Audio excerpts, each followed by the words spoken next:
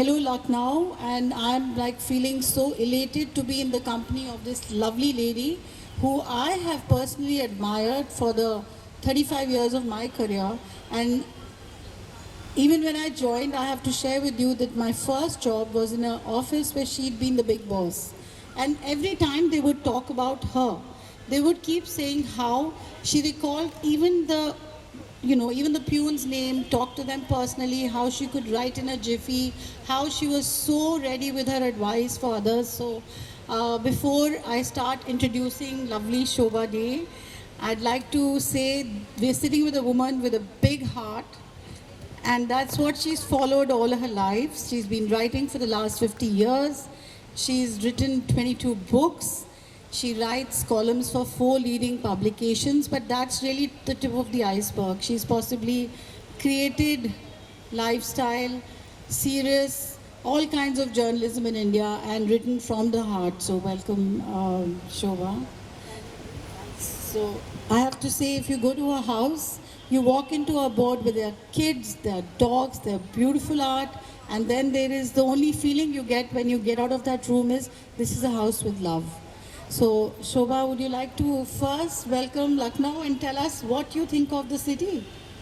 Well, first, before I do any of that, I'd like to thank both of you for this wonderful introduction, which is unorthodox, not conventional, breaking the rules of the cliche introductions people normally give to people who write or in the public domain. So my takeaway from your introduction is the reference to the big heart. I really, really appreciate your saying that. So thank you, Lucknow. Thank you, Adab, Namaste, for inviting all of us to share our work, our life, our experiences in a city that is steeped in culture, diversity, cuisine, beauty, poetry, art, cinema, architecture, history, mystique, so many words, and it'd still not be enough to describe what someone who comes to Lucknow, and I hope to come more often, but I have been here through my career enough number of times to get a very good jhalak of what everyone celebrates, the tehzeeb of the city. So I thank you again for inviting me here, Koshala Litfest organizers and Amitabh and the entire team. To answer your question about Lucknow, which I have, you wanted to know also about the writing process. You described my home as a home full of children and dogs. Beautiful dogs. Yes, yes. For me, the whole idea of my entire career centering around my dining table was something I decided when I knew I was expecting my first child. Till then, I was a full-time professional career person in a very hectic, busy, frenetic, frenzied city like Mumbai. And I absolutely was very certain that I was going to be there 24/7 for the people I love, my family members and my extended family of friends. Definitely all the wonderful, wonderful four-legged friends who've been family to us over decades. So my dining table became my office, and it remains that way 46 years later. It's still my office. I am a one-woman show. I do not have a team that manages me. I'm often very amused when people ring me up and say, "Oh ma'am, can you give us someone that we can coordinate dates and everything with, schedules?" And I say, "You'll coordinate with me because I am a one donkey operation, and that donkey is me." So I prefer it this way. I just feel much more on top of my life and the choices I make. So the dining table, I wish I could travel with it, because without my dining table, I feel quite lost. सब कुछ वहीं पे है, उसके ऊपर ही है. It's charged with a certain specific energy. And when I'm not writing from the dining table, the laptop is on it, my little plastic calendar on it. The plastic calendar is my secretary, it's my everything. If it's not written on the plastic calendar, then it does not exist. It has to be noted there. So it's a household which has its own energy, its own rhythm, and I think I get a lot of that positive energy from the people in my life, my family, and of course they think nothing at all of disturbing me anytime. I could be mid-sentence, mid-thought, mid-book, mid-column, mid-anything, and it'll be, oh mama, but you're just writing, right? So even for my husband, I'm just writing. I'm not actually doing any work. So And- they can and- be free. Everyone, Dhobi will come and say कि वो हिसाब अभी तक बाकी है and all that, you know. Or the girls who work at home will come and say we've run out of palak or limbus or bindi or whatever. To them, but I like that because it's a lot of writers like also must be not of such great importance. Like I'm sure Ramchandra Guha gets a lot more respect in his family. No one will dare to disturb him. Come on, Ashwin, you're sitting right there. The best and biggest seller of books, ideas, and much more in Asia today, in contemporary India today, certainly. But I'm sure your space is respected by your family members. No one will come and say, come on, Ashwin, abhi chalo badminton khelne aao. You lock the room. How do I lock my dining room? It has no doors. No, so, but I like it. I like being on top of my time with all the challenges. But you know, it's really strange. I've also spent the first 10 years of my life as a journalist. And when you're in a room full of reporters, there is no way you can tell anyone to shut up because people are gossiping, people are fighting, they're talking about dinners, and then in the middle of all that, you're expected to churn out a piece as if you're a machine. So, has that helped you? I am a machine. But do you think that that discipline has emerged from? There is no question. All women are machines. That's We can true. multitask. We can switch from this thing to that thing. We can switch gears. I don't drive a car, but I've heard of gears and how they help. I've heard of brakes. I've heard of accelerators. I've heard of various car parts. So I am that machine. I'm a car. I could be an aeroplane. I could be anything. Because we just train ourselves to do what we need to do. And yes, with all the, like you say, you're arbitrating. I'm arbitrating in my children's love life. There can be girlfriends and boyfriends who come over, and when the other person is not there and demand instant advice, how do I go forward with whatever? You know, I have to drop whatever I'm doing and pay attention. And yet write all those beautiful books? You have to. That is a discipline. You cut off, you do what you have to do, you give that importance, and you go right back to what you need to do. Because as journalists, columnists, authors, writers, we all are slaves to deadlines, and those are non-negotiable. We cannot say, like a lot of people, you know, say, oh, today I'm having a bad hair day, so I will not do X, Y, and Z. But I often give the example of other professionals, and I see myself as a professional writer. I see a lawyer or a surgeon cannot say, I'm not going to appear in court today because I have menstrual cramps. You can't, right? You can't say I'm postponing surgery because aaj mera mood kharab hai. But writers believe they can say that. No, you can't. Your writing commitments are as important, as sacred, and as professional as that of any other professional in any other field. As you keep reminding yourself of that, then you don't make excuses for yourself. You just get down and you do it, and you complete it. That's true. So you're just in the process of launching a book called My Insatiable Journey with Life. So when you think of your life, what pops up as the most important moment in your life, as the most important aspect of it? I mean, It's a very tough, very deeply profound philosophical question. I don't think I found the answer to it, quite honestly.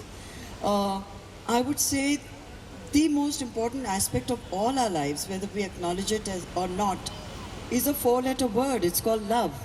Without love, receiving, giving, understanding the complexities, the pain of love, it's not always just about pleasure and positivity. Love comes with a lot of negativity, sometimes with a lot of hostility, and a lot of breaking points in various relationships in your life. with the people you love and who have loved you. How you deal and cope with that.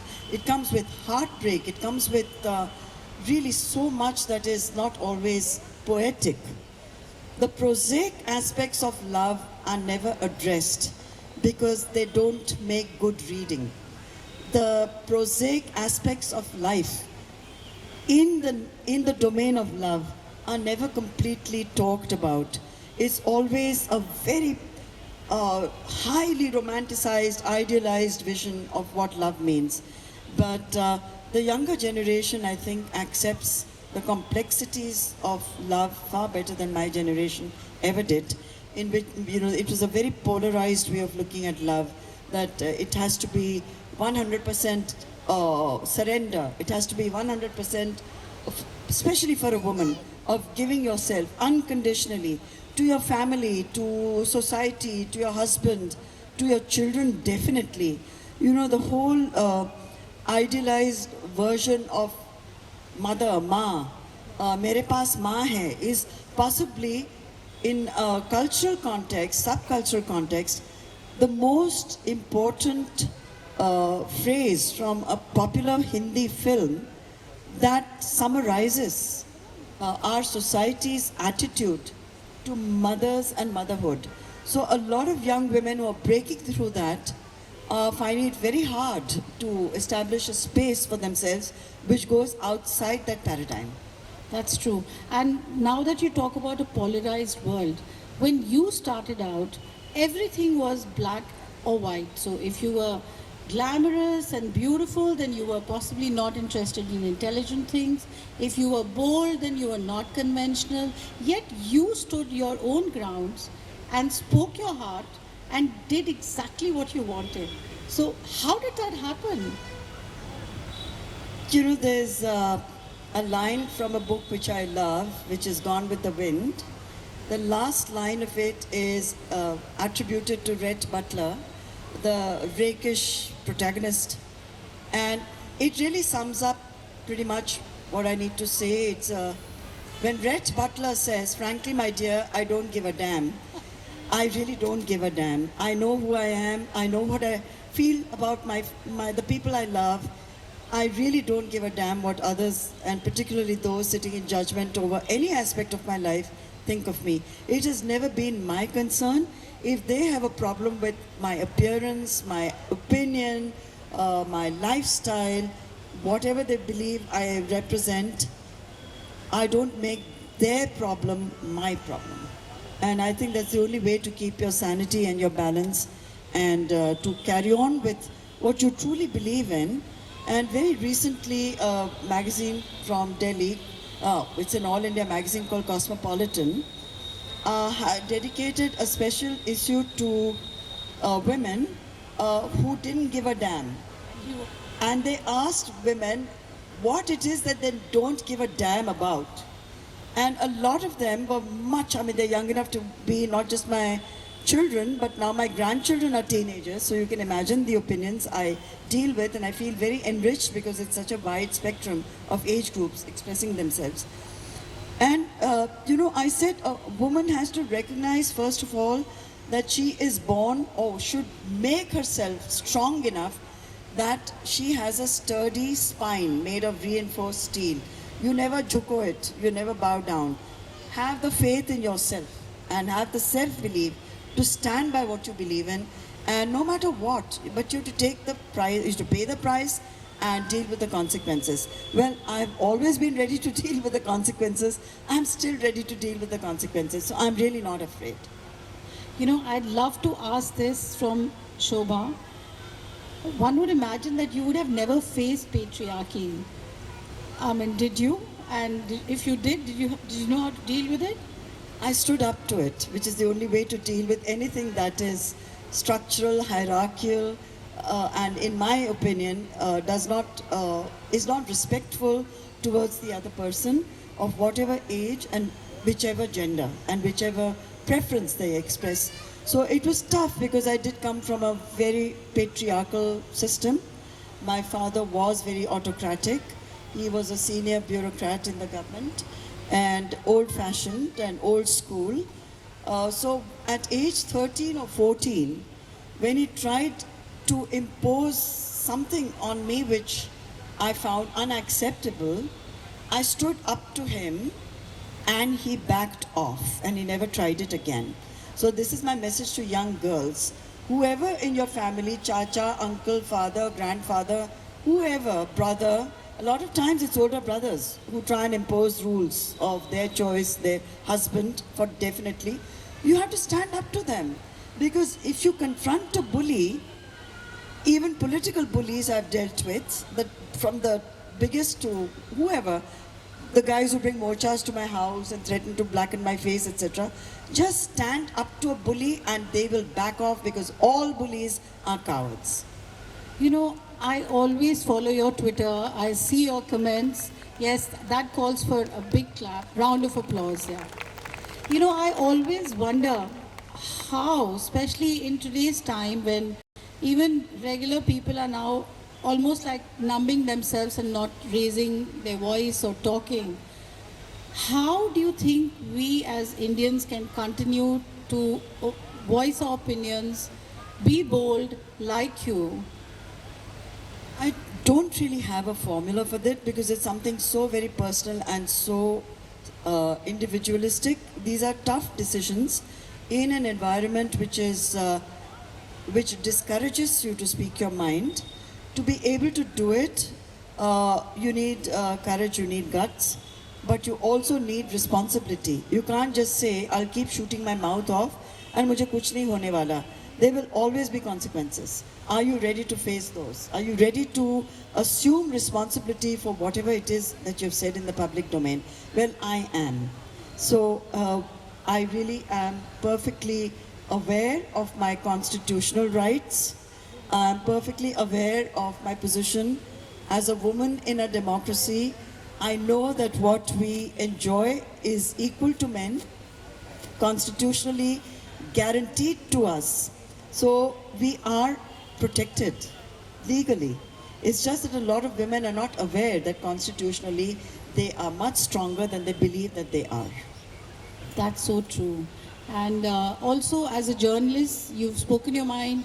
You keep standing up for freedom of speech. So that also is getting much more difficult today, in today's time. Do you ever think of backing off, not saying it? Do you ever get scared? That is not an option at all. I mean, it's non-negotiable. The question of backing off or changing my stance or being pressurized into being the person I am not because of any kind of threat, I'd rather than stop writing altogether, which is again not an option. So I guess the only thing to do is to keep fighting back when you see injustice or inequality or any attempt to suppress your voice and curb freedom of expression. And I speak not for myself, I speak on behalf of anybody who has faced it in a country and an atmosphere where these spaces are shrinking and shrinking to an extent that most of media is now completely controlled. We all know who is, whether it's corporate houses or political parties, media is no longer the media that you and I grew up taking for granted and taking our freedoms for granted. So these are our realities. It's up to us how we negotiate that space. I'm very clear about how I will negotiate my space without ever backing down, without ever giving in to bullying. That's it. So, you know, we know Shobha as someone who speaks out, someone who's a columnist, somebody who looks beautiful, who loves the finer things in life, surrounds herself with beautiful things. But I have a feeling that if someone was to wake you up in the middle of the night and ask you, who are you? The answer would be a writer.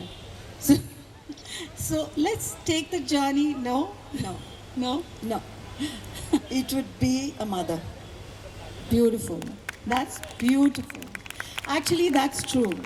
I have not met any other mother who's so involved in not just her children, but now her grandchildren as well. Less in my grandchildren because they're not of an interesting age. We can't have proper conversations. So they're fine, but I'm not one of those cuddly, kuchi grandmoms. Let them grow up and we can have a exchange of anything, that would be more meaningful. Right now, they're just cute little things, wow, around the place. No, I'm not one of those who change nappies and take on nanny duties and all, because my mother wasn't like that with me or my children. And I respect her in retrospect for it. She said, I've done my bit raising my 4 children. I've invested all of myself in raising you people. Now your children is your job, you do it. Don't think of me as someone you can come and dump your kids on while you go off on a holiday to the Maldives, because I'm not going to do it. So I made that very clear with my kids as well. I've done my bit. I have 6 children I've raised with all my heart and passion. And as we all know, you're a mother till your last breath. You can't say there's a cutting off, there's a cut off. That, oh, at 35, you're on your own. Or at 18, I've decided, row your own boat. It's a lifelong commitment. Till your last breath, you are that mother to your children. They can be whatever age. Now, my oldest son will be 50 next year. And he's still asking for advice. I love it. I'd hate to be irrelevant and not wanted in my children's life. So that is my primary and only and most meaningful role assigned by me to myself, not imposed by anyone. And it's a role I love, and I'm very, very happy and proud to be discharging it. So I'll come back to something which is, now we'll actually ask Shobha things about, first, would you like to talk about all your books? And No, I'd rather share, questions with the audience. Yeah. I'm not here to sell books, to nothing. I like the idea that a writer can be at a festival. It's a pretty isolated life for writers. We are there with our thoughts, our words. Ashwin is lucky. He sits in a room where he locks himself in. Some people go to the mountaintop. But writing itself is a solitary process. It's you expressing something on which you will eventually share, but you don't even know who you're sharing it with. This is the only opportunity a writer gets to meet readers. And I respect my readers, because without them, I don't exist. so I mean, think, they are my oxygen. So I'm not here to sell books or talk about my books. My next book is going to be out in Jan. And it's Insatiable, My Hunger for Life. If I don't even say this, my publishers will be very upset. But I've enjoyed writing it, and I hope the readers enjoy reading it. great. So I think I'm going to ask her 5 questions, which will, so I love the way she writes and brings in food into her writing.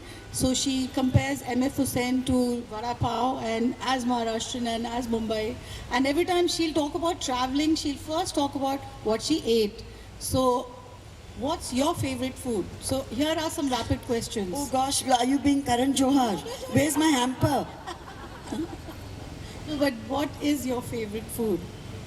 And how does food See, for me, food is an obsession. It's not something I just eat very casually because I'm hungry. So it's something I obsess over, I fantasize over, I think a lot about. I can talk endlessly with someone who enjoys food, meaning for hours on end, and learn something which is something I may not know. I mean, honestly, I can talk about pyaz with someone who understands pyaz and the kinds of pyaz in the world. I would be deeply interested. So the book also it connects everything in my life with people and food and meals shared, because even as family, I think shared meals and shared thoughts during those meals, even fighting when you're eating.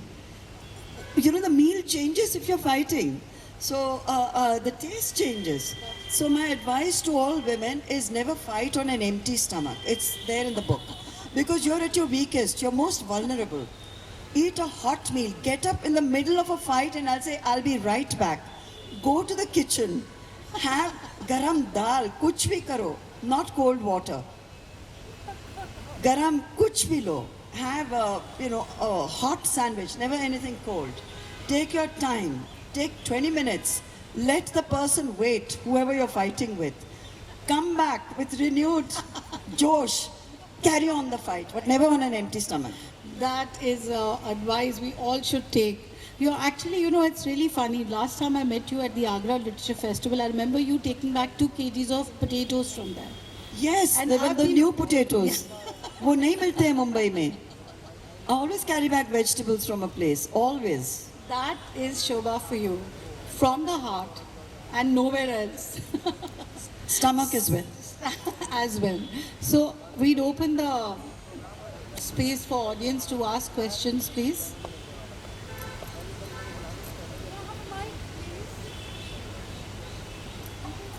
Session, Anshu ma'am, you've hosted it so well. Look at her sari. I Oh know, my God, I want to gorgeous. tear it off her. And look at you, who'd say you're 75? You're inspiration there too. Well, I don't know, you know, this whole thing Age about is just a age. number. No, it's not just a number, it's a reality. I won't be able to walk down these steps without help. That is the reality. Yes, 75 may sound amazing. It's not that amazing. It comes with many things which you deal with, and there's no point in either. I'm not flaunting my age, I'm not proud of my age. It's a biological fact of life. Why run away from it? Why should anyone, not man, not woman, why should we conform to an ageist expectation? Why should you even express surprise or anyone express surprise when they see me? It's natural. Saying, but it shouldn't be. We are who we are. At 75, I have my lines, I have my body, I have my aches and pains and knees and whatever else. There is so much that all of us here have gained from this interaction. Oh, I'm so happy to hear And I've that. been hearing people in the audience, and I must say you're amazing and inspiring. Oh, thank you. But I'm feeling like a museum piece these days. You know, I'm going to start charging tickets. Well, there are people Like, who you know, something that's been preserved in formaldehyde or vinegar or something like that. With the takeaway that we are going to go with, we wouldn't mind paying high charge. Let me tell you that. Am I right, audience? We wouldn't mind. So that your That's very interaction sweet. Thank you. triggered a question in my mind, and I'd like to ask you that. So, as a writer on the dining table, as you mentioned, you said it's important to have self-discipline because this profession is as important as those working in offices. So, what are your targets that you set for yourself on a daily basis in terms of profession or writing hours? And how do you meet them? What makes you stick to your targets with so many distractions like Pyaz and Palak? You know, the thing is that no 2 days are similar for in anyone's life, not just a writer's life. So each day is fluid, and you have to be able to think on your feet. Is the dhobi at that moment more important? He's waiting for his hisab. Or is my next 5 lines, which I have to write, more important? You finish off with the dhobi so you don't have that tension, and you go right back to your 5 lines. So it's constantly cutting. Prioritize, you have to think on your feet for those priorities. I write on an average 1500 to 2000 words a day. That is my discipline.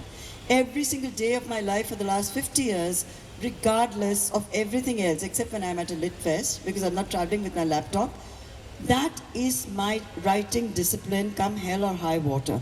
And I meet that target no matter what. It could be Pyaz talk, dhobi talk, breakup, makeup, children's love affairs, my husband's bad mood, sab kuch mila ke, sab kuch karke. That is my target, but it is not at the expense of anyone in the family. I will drop it immediately if I'm needed, if it's any kind of an emergency, emotional emergency, physical emergency. But once that is done, I'll come back and meet my target. That is discipline, and there's no getting away from it for all of us. You know, these are the slog hours each one of us, even a homemaker puts in. But they're not recognized for it. A homemaker cannot tell a family, I'm having a bad hair day, I've forgotten to make your lunch. So there are non-negotiables in all our lives, and most of us are quite lucky that we have help at home. So, you know, it's something that we should be really grateful about, that gives us the space and the time to also write. And I use the word also. It's a very important also, because unlike a man, it's not I am a writer. It's I am a woman, a mother, a wife, and I also write.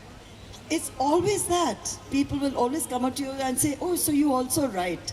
So that word is stuck in my mind. I have people at airports coming and asking me, you lead such a hectic life, you do this, you do that, you're traveling, you do da da da da da. And you also write.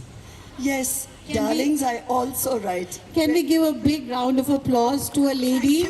And it's only possible because she's a lady and Shobha De and a mother that she also writes 22 books, 23rd in the making, plus columns every week and 1500 words every day.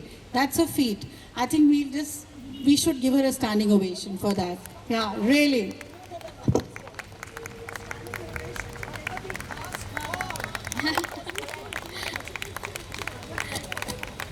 Thank you so much for this rather engaging session.